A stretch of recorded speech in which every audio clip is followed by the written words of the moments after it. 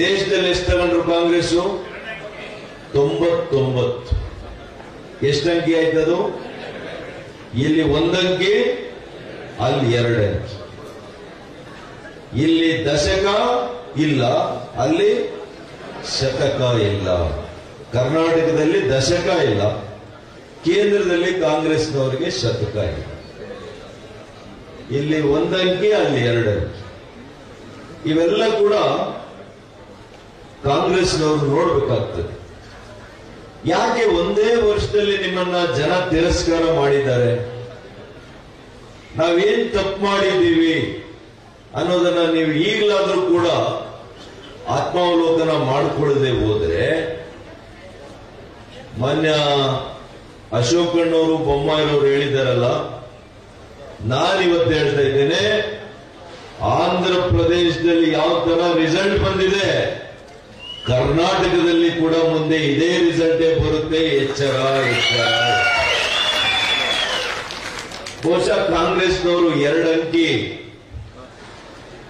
ಎಷ್ಟು ತಗೊಳ್ತಾರೆ ಹೇಳಕ್ಕಾಗಲ್ಲ. ಅಲ್ಲಿ 11 ತಗೊಂಡಿದ್ದಾರೆ ಜಗನ್ ಅವರು, ಕೇವಲ 11. ಇಲ್ಲಿ ಬಹುಶಃ ವೀರಪ್ಪ ಮೊಯ್ಲಿ ಅವರು ಮುಖ್ಯಮಂತ್ರಿಗಳಾಗಿದ್ದಾಗ 34ಕ್ಕೆ ಇಳಿದಿತ್ತು ಅಂತ ಕಾಣುತ್ತದೆ.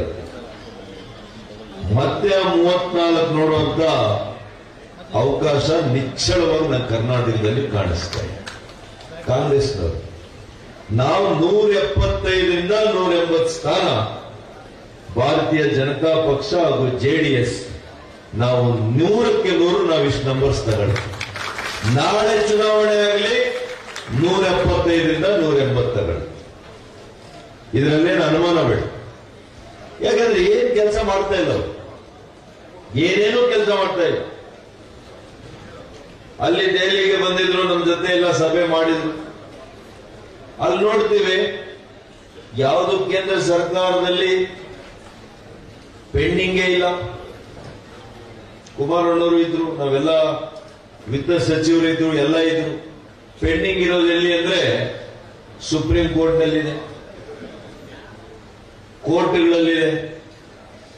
ಇಲ್ಲಿ ಸರಿಯಾದಂತ ತಾಂತ್ರಿಕವಾಗಿ ಏನ್ ಅಂಶಗಳನ್ನ ಸೇರಿಸಿ ಕಳಿಸಬೇಕಾಗಿದ್ದು ಪ್ರಪೋಸಲ್, ಅದನ್ನು ಕಳಿಸೇ ಇಲ್ಲ.